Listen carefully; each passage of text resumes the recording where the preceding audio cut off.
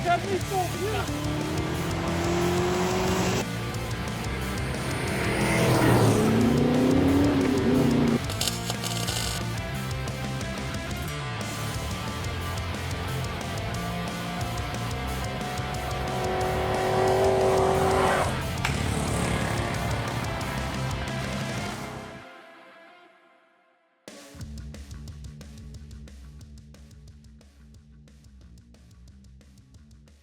It's Thermoquad time. You know, some guys say that this is the carburetor that punishes you for going to wide open throttle. But no, this carburetor actually rewards you for going to wide open throttle. It'll reward you with the biggest induction howl you've ever heard on a car. Like, whoa! And that's exactly what I want on the Enforcer. I don't want just your regular, I want whoa, and this is the carburetor that's going to deliver that along with extra horsepower. The horsepower comes from airflow, and these things came in two sizes, big and bigger, 800 CFM or 850. And believe it or not, Chrysler put the 850s on 318s. So I'm not scared of it. This is an 850. It's been kind of modified a little bit for dyno use. There's no choke. There's no extra stuff on it, and it delivers nothing but horsepower. I'm going to put this on. It's going to take an adapter plate, and we're going to Thermoquad up the Enforcer.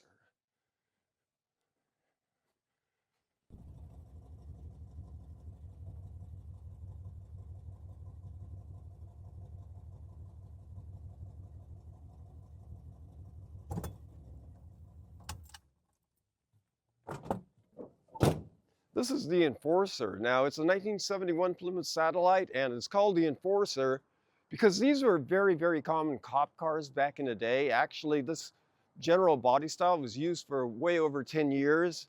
This particular car was just a 318, like a civilian version.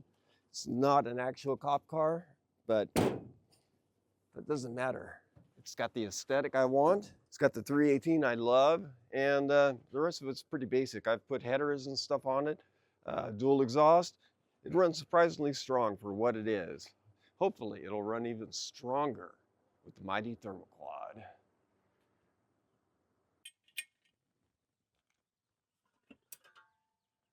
Whoa, man. Who'd pull off a perfectly good Brawler 650 carburetor and put on a Thermoquad? Well, I would, but I've got my reasons. I love the Thermoquad. I always used to use them because it was the only thing I can afford as far as having a big carburetor. It was the good old $15 Thermoquad from the junkyard. To me, it's kind of a little trip down memory lane. Number two, a cop car should sound like a big roaring Thermoquad, and that special sound is part of what I'm after.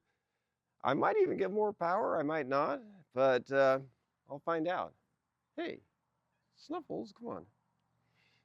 Anyhow, there's only one way to find out how it's going to work, and that's to swap it over.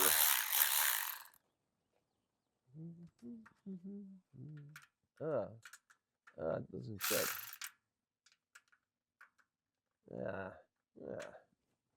I'm going to have to use a wrench.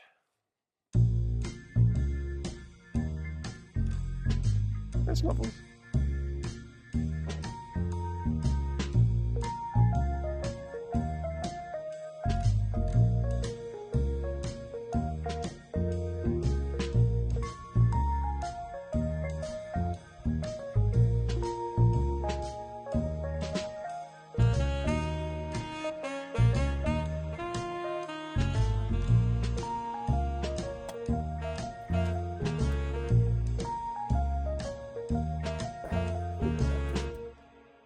I need to get a big screwdriver to pry that off.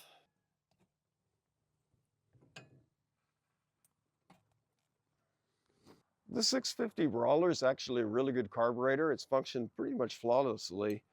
Obviously, I'm not throwing it away. I'm going to put it on the shelf until I find the next victim for it.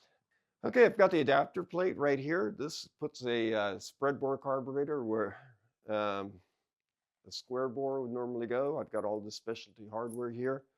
And the reason you need it is it's so wide on the secondaries that it's actually off the mounting flange on a regular square bore carburetor flange. So it won't seal unless you have that adapter. See the square right there compared to the width that you need for the carburetor.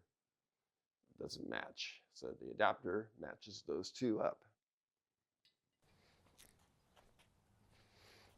Okay, I've got the hardware and I'm going to bolt the adapter on. The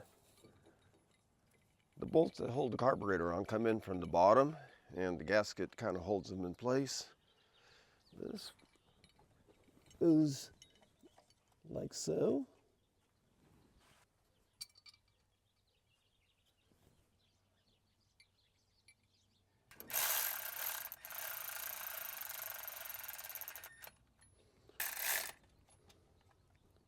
You can see the regular square bore carburetor is basically a perfect square rectangle, if you will, but this needs these big scallops. If you just try to bolt the carburetor directly on there, the throttle plates will hit the intake manifold, and also it will never seal because the gasket's not going to even catch the edge of that manifold, but it'll catch that little bit right there.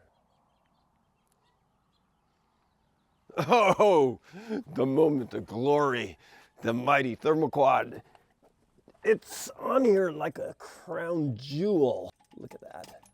Ah, okay, I've got to get a couple of nuts and washers and I'll bolt this on and you can call me Mr.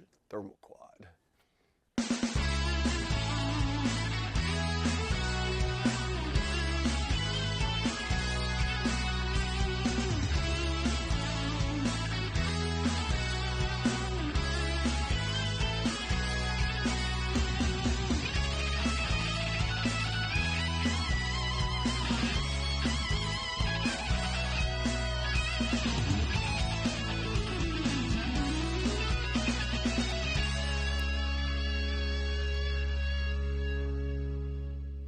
Okay, this is the linkage pin. It's where the throttle linkage and the kickdown linkage both hook up. So I'm just going to take it off the old carburetor, which uses this adapter bracket, and put it on the Thermoquad, which is already set up from the factory to take this. So the thing is, the Thermoquad didn't really come out on Mopars till 1971. This is 71, but in that year, it was only on the 340 high performance. That was the only application for the Thermoquad in a Mopar. And it was an entirely different series of Thermoquad. It became universal in 1972. I think they ran them till 88 or so in various applications, and they were all the same series. So 71, 1 year only Thermoquad. This is what's referred to as the solid fuel Thermoquad. That has to do with the metering system. They were used from 72 to mid to late 80s, and that's what this is. Let me just tighten this thing.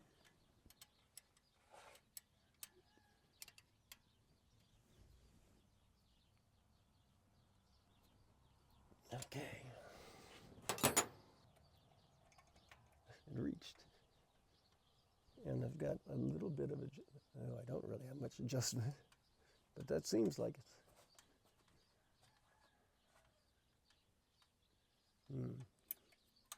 No, it's not even close. See how far off that is? And the adjustment's all the way forward.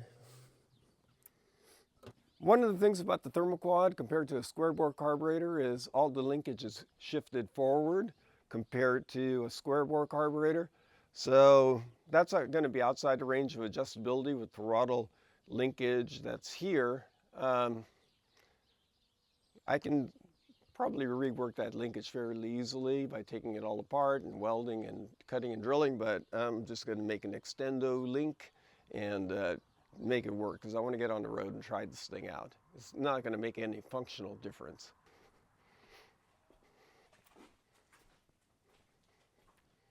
I'm really striving to get away from these kind of techniques of just using a chunk of baling wire and stuff like that. I'm pretty sure I'm going to redo a lot of the stuff that we're doing here when we have a little more time to work on it. So just going to use the Richard Holdner throttle linkage technique here, which is just baling wire and baling wire. A real project like this Satellite, my 71 two-door coupe, I'm going to be a little more particular. As a matter of fact, I'm going to be particular around the Enforcer too, but I'm just not going to be particular right now.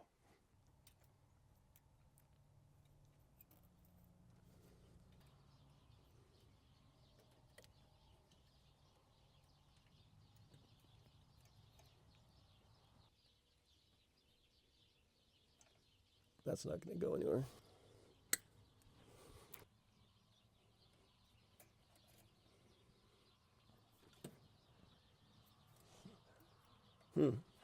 Yeah, that looks like it's going to be okay. I'm going to step on the gas. If you could check wide open, Wiley. Sure.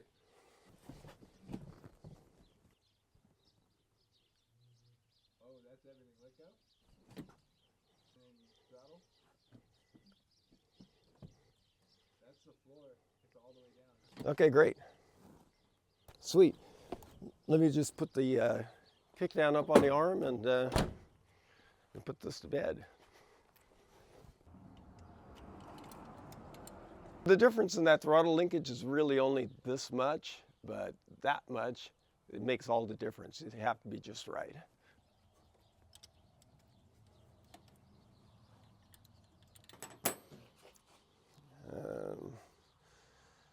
Fuel line.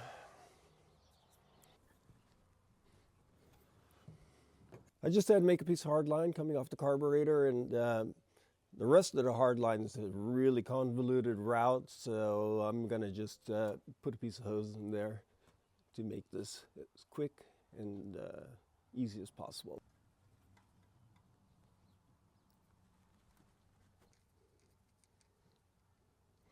All right, that's all done.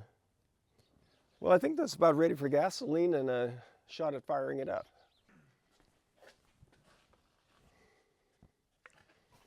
I wonder if I have any gas.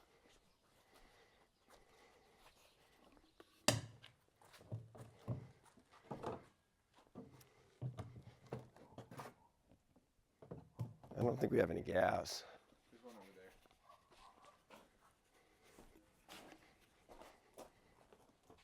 Oh, wow. Is that full of gas? Mason.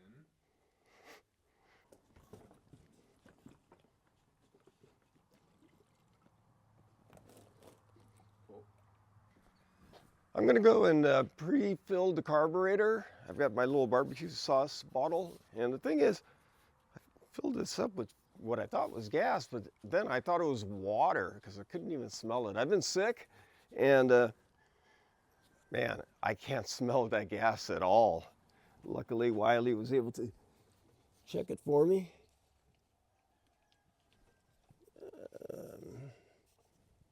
Drink up Thermoquad.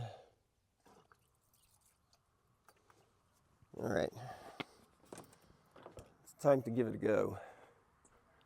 All right, the carb install is done. It's kind of more get it running, don't get it right kind of thing, but should fire up, I hope.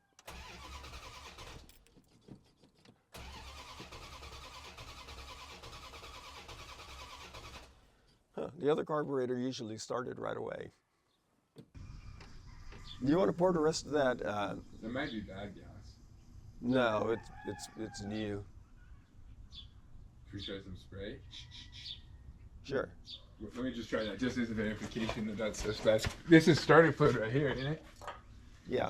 All right, we're gonna try some starter fluid in this boy real quick. Yeah, give it hell. Here we go. I missed for a while there. All right, fire it up. What's all the smoke? Maybe the bad gas. Oh my gosh. What happened? I don't know. You sure that wasn't diesel? Why would there be diesel? Because I bought diesel to put in the tractor. I couldn't smell it. All right, let's try it again.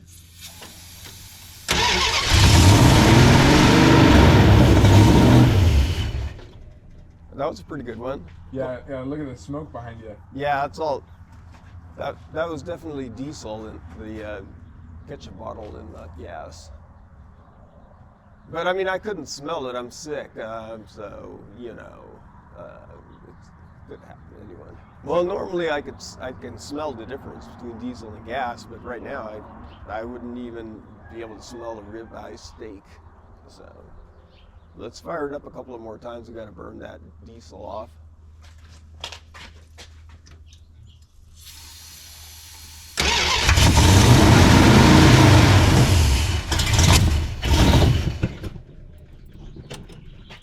Fire going. Got it.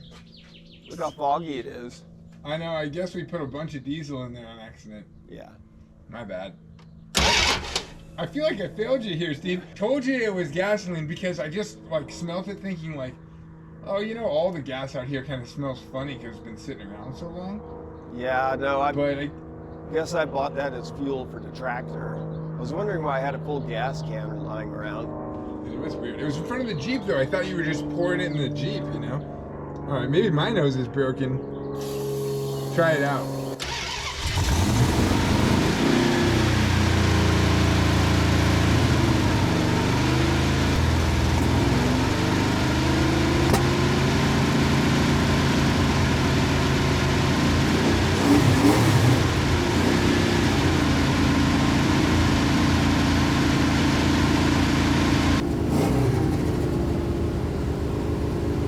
Thermoquad sounds pretty good. The accelerator pump works, which is always a plus. Snappy.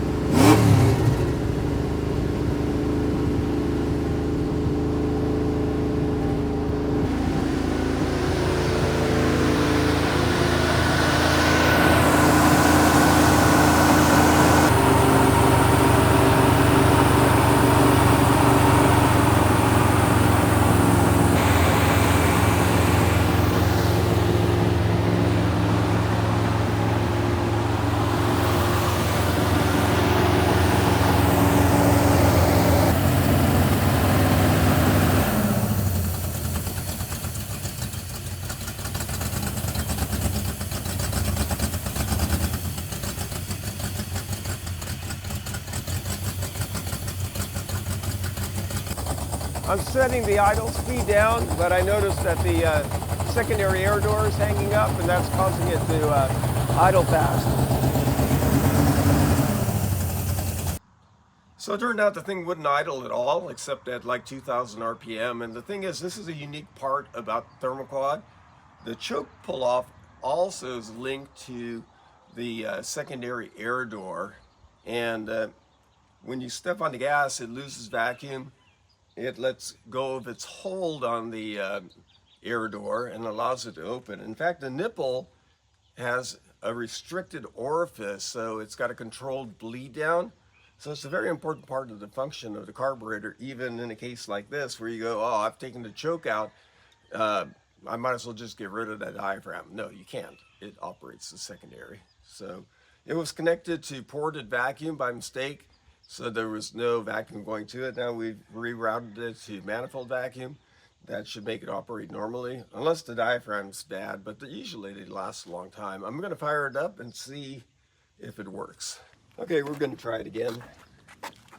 Hopefully the secondary pull-off is pulling.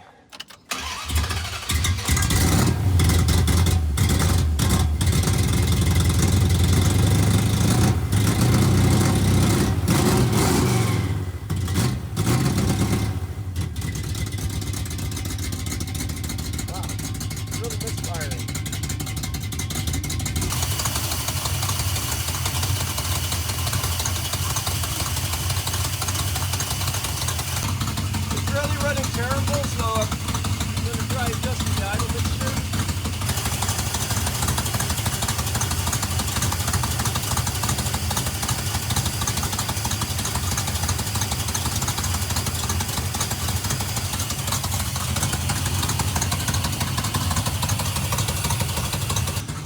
I'm going to use a little brake link, see if I've got a little vacuum leak around that adapter, because it's running really rough.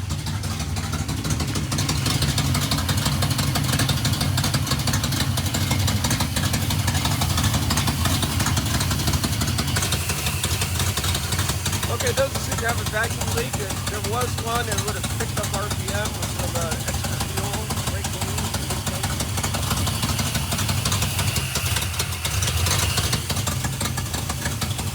Okay, it seems to be running a little rich, running a little rough.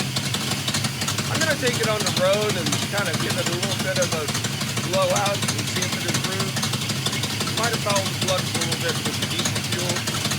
Once it gets a little heat in it and a little fuel through it, it's not going to get any worse. Okay, it's not running perfectly, but I'm going to hit the road and try to blow it out. Maybe that'll make it work better. But really, I just wanted to try it out. I can't wait any longer, so I can't wait.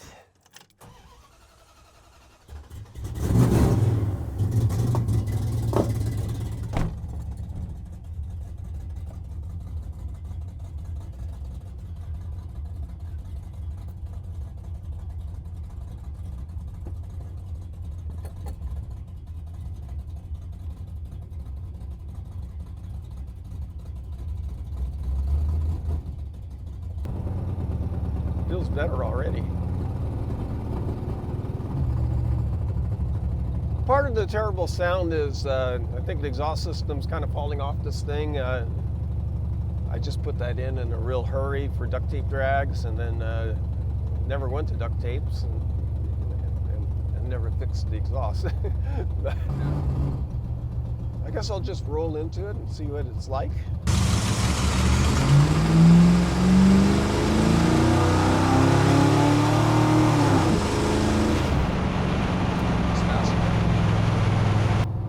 I think it's faster. Wow, Thermoquad's not that bad. Huh, maybe all it needed was to get blown out a little bit. You know, knock the cobwebs out of that Thermoquad.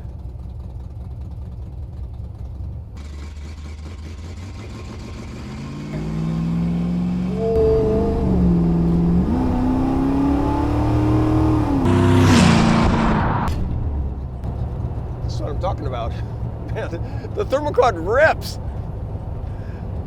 850 CFM of carburation on a 318, just like Mopar did it from the factory.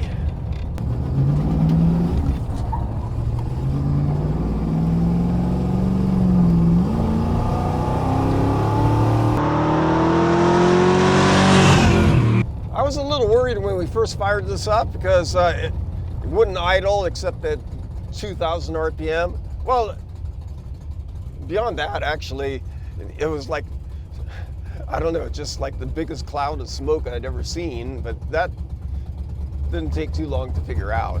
And because it could only be one thing when you get diesel in there. But then it wouldn't idle. But, you know, if you understand the ways of the Thermoquad, you know the choke pull-off is going to be your problem.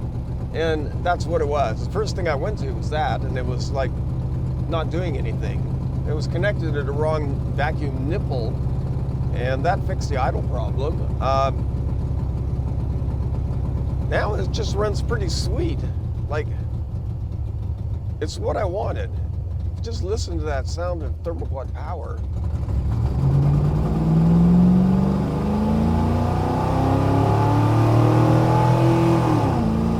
Man, this thing books.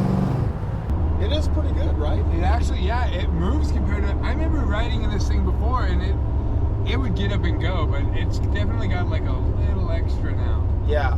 Feels like it. Also, maybe it is that sound illusion. Like you hear that thing like sucking air. You kind of feel like you're going a little faster. I think it is though, because I've been driving this around a lot. It's a big carburetor. It's kind of rich at the bottom end. I would say it's way off. We've got to put an air fuel gauge in there and, you know, super tune this thing. But proof of concept is the Thermoquad belongs on the Enforcer.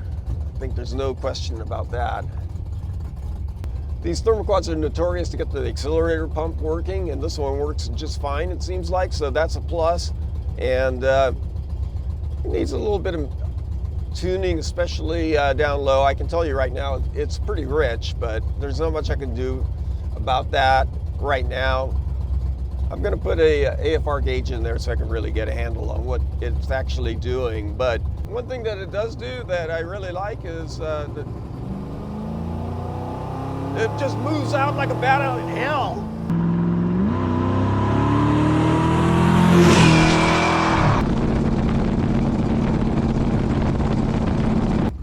I really like the Thermoquad, and I like the fact that I can just take this car and do all kinds of stuff other than just single purpose.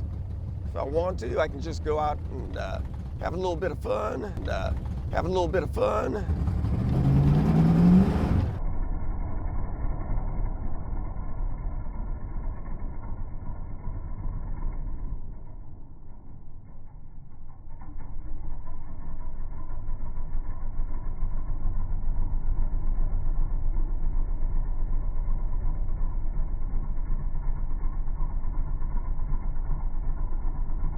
Wow, it's so controllable.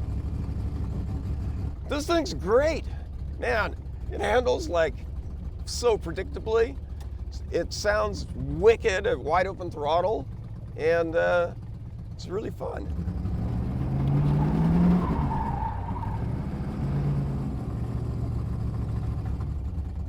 Yeah, I think I have a broken motor mount. I think so too. Yeah.